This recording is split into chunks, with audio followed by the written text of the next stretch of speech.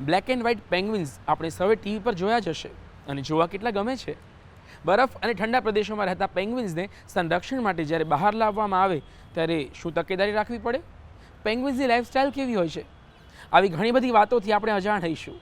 20 જાન્યુઆરી penguin awareness day નિમિત્તે આવો ડોક્યુ કરીએ પેંગ્વિન્સની લાઈફમાં.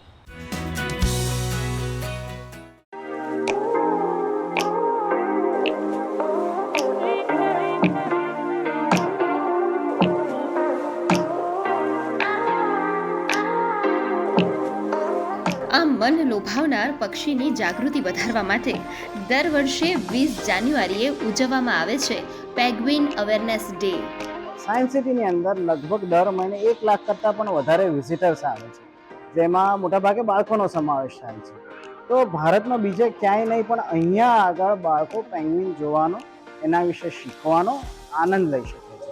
એ એક મુખ્ય કારણ છે.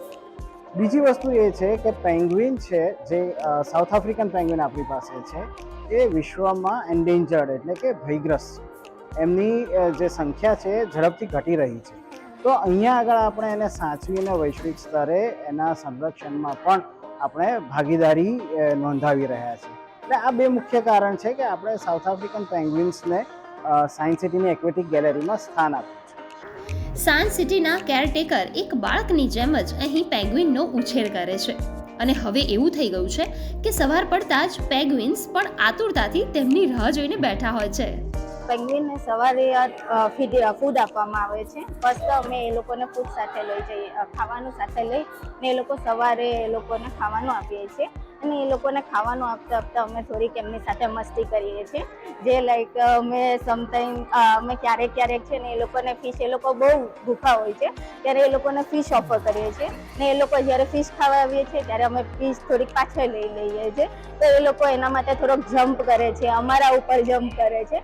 તો એવી રીતે અમારા બે વચ્ચેનું જે એક બોન્ડ છે, જેને અમને પણ થોડુંક એન્જોયમેન્ટ મળે, એ લોકોને પણ થોડીક ફન એક્ટિવિટી થાય, એને એવી રીતે અમે એ લોકોને ખાવાનું ખવડાવીએ છીએ. ક્યારેક અમે એ લોકોને પાણીમાં પણ ખાવાનું આપીએ છીએ. જેવી રીતે ફિશ અમે પાણીમાં એમને થ્રો કરીએ છીએ, ફેંકીએ એટલે એ લોકો પાણીની અંદર જમ્પ કરશે, પછી એ ફિશ પકડશે અને ખાશે એ લોકો.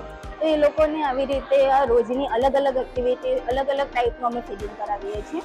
ક્યારેક એ લોકો અમારી સાથે રમતા ઇન્ગેજમેન્ટ સેશનમાં એ લોકો અમારી સાથે પેમ્પરિંગ પણ કરવાનું માંગે છે, તો અમારી નજીક આવશે ને પછી એ લોકો અમને જોશે એટલે અમે એ લોકો પર હાથ ફેરવીએ. એવી રીતે એ લોકોને પેમ્પરિંગ કરવાનું પણ બહુ ગમે છે. ટીવી ઉપર દેખાતા અને બર્ફીલા પ્રદેશમાં જોવા મળતા પેંગ્વિન વાસ્તવમાં પણ એટલા જ સુંદર લાગે છે. ये एनवायरनमेंट इसको प्रोवाइड करना बहुत ज़रूरी है, क्योंकि ये वाइल्ड में 35 डिग्री टेम्परेचर तक भी जी सकते हैं, but when in captivity in a closed environment इसका एयर क्वालिटी एस्पेक्ट ये सब प्रॉपरली ख्याल रखना पड़ेगा. एंड इस पर्टिकुलर एग्जिबिट के लिए 18 डिग्री टेम्परेचर मेंटेन करते हैं, इंक्लूडिंग द वाटर टेम्परेचर. सो इसमें एयर क्वालिटी को अटमोस्ट इम्पोर्टेंस देते हैं हम लोग. एंड एयर क्वालिटी मॉनिटरिंग ये सब पीरियडिकली करते रहते हैं with the help of our veterinarian team. And इसका environmental conditions, for example Africa में उनका डे लाइट कंडीशंस के हिसाब से इसका पेंगुइन्स का मोल्टिंग और उसका सीजनल ब्रीडिंग बिहेवियर ये सब होते रहते हैं. तो even we are providing the same kind of a lighting and also a specialized lightings are installed here to give them the natural daylight timings of South African times. So we have a DALI system which is integrated into the lighting system. Ahmedabad જેવી ગરમ જગ્યાએ penguin જોવું એક સ્વપ્ન છે, ત્યારે science સિટીમાં penguin જોઈ સૌ કોઈ ત્યાં અટકી જાય છે.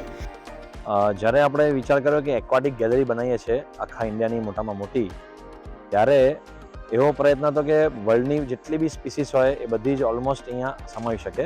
તો ત્યારે વિચાર આવ્યો કે એક એવા આપણે કહેવાય ને પક્ષી બી કહીએ કે એવું જાતનું પ્રજાતિ છે પેંગ્વિન, એ જ બી લોકો માટે એક રસનો વિષય છે. એટલે એવું વિચાર્યું કે પેંગ્વિન પણ જો અહીંયા આવે અને આ ગેલેરીમાં રહે તો બાળકોને અંદર જે ઉત્સુકતા છે વધી શકે. यहाँ आकर मेरे को बिल्कुल सपने जैसा लग रहा है. यहाँ स्टार फिश, पेंगुइन्स, बहुत सारे तरीके के एनिमल्स मतलब फिशेस हैं जिनको देखकर बहुत अच्छा लग रहा है.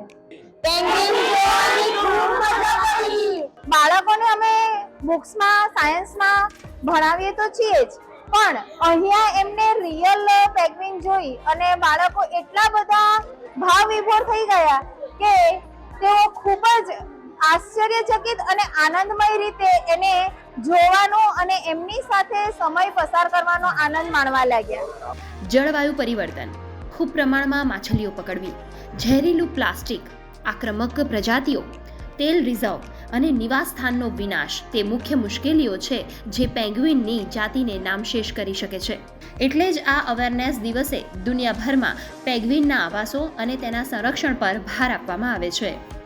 નાના પગ પણ કુશળ તરવૈયા તરીકે જાણીતો પેંગ્વિન કે જેને જોઈ સૌ કોઈને એવું થાય કે ચાલો ને હું પણ આની સાથે જઉં અને એને નજીકથી જોઉં, પણ આપણે ભારતમાં તો પેંગ્વિનને જોવું અશક્ય છે.